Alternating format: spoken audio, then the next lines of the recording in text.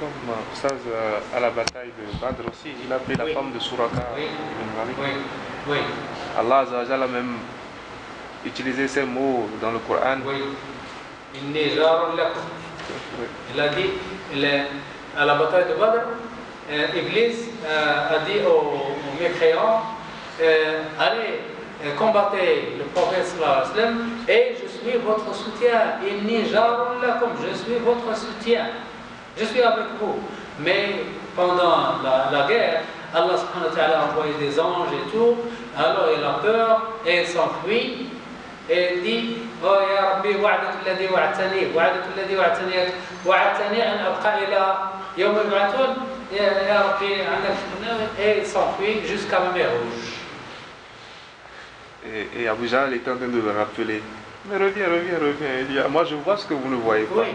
Inni ara ma la taran. Inni akhafu Allah rabbil alamin.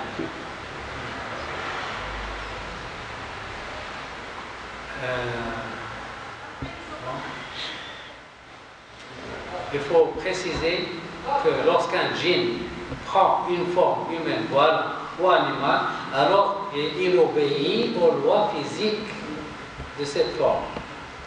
Il devient faible. À savoir qu'il sera possible de le voir ou de le tuer d'un coup de feu ou de le blesser d'un coup de couteau. C'est pour cela que les djinns ne restent que peu de temps sous une telle forme, car ils deviennent alors vulnérables. En fait, ils profitent de leur invisibilité pour effrayer les gens. Quand ils prennent une forme physique, ils deviennent vulnérables. Existe-t-il des mâles et des femelles parmi les djinns? Oui, bien sûr. Lorsque le prophète sallallahu alayhi wa sallam entrait dans les lieux des anges, il récitait l'invocation suivante: Ô Seigneur, je demande protection auprès de toi contre les démons mâles et les démons femelles.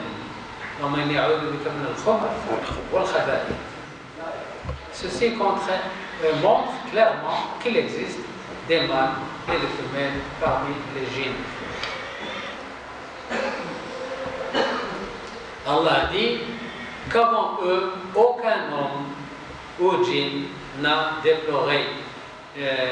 Surat Ar-Rahman,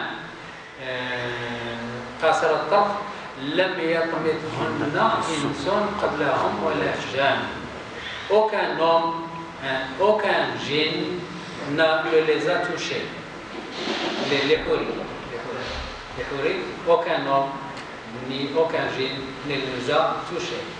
Et lorsque nous dîmes aux anges, prosternez-vous avant Adam, ils se prosternent, excepté Iblis qui était du nombre de djinns et qui se révolta contre le commandement de son Seigneur. Allez-vous cependant le prendre ainsi que sa descendance pour allier en dehors de moi, alors qu'ils vous sont ennemis. Le premier verset montre que les djinns ont la capacité de déflorer, donc d'avoir des rapports sexuels. Le second montre que les djinns ont une descendance issue de ces rapports sexuels, d'une part, et d'autre part, il prouve clairement qu'Iblis est un djinn et non pas un ange, parce que les anges ne se marient pas.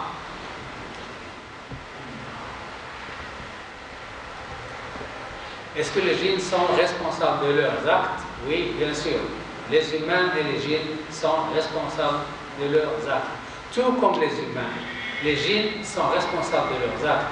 En effet, Allah leur demandera le jour du jugement dernier aux communautés des djinns et des humains. Ya ma'shar al-jinn wal-ins. Ya ma'shar al-jinn wal-ins. Ne vous est-il pas venu des messagers choisis parmi vous qui vous ont raconté mes signes et averti de la rencontre de ce jour? Selon Imam Ibn Taymiyyah, les djinns observent des obligations en relation avec leur nature spécifique. Étant différents des êtres humains, leurs devoirs sont forcément différents aussi. Alors, les deux sortes de créatures qui sont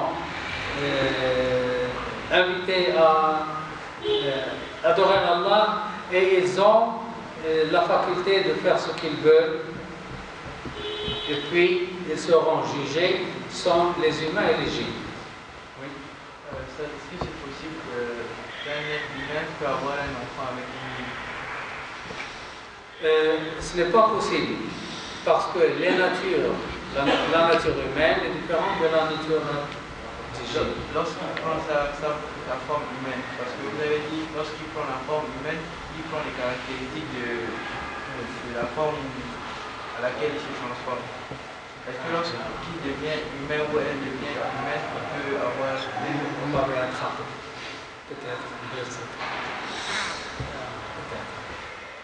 Mais on dit qu'il ne reste pas longtemps dans cette forme, je ne sais pas. Là, Si c'est un djinn amoureux qui est vraiment tombé amoureux, il se peut dire facile. oui, il y a la relation sexuelle, oui, mais avoir des enfants, je ne sais pas.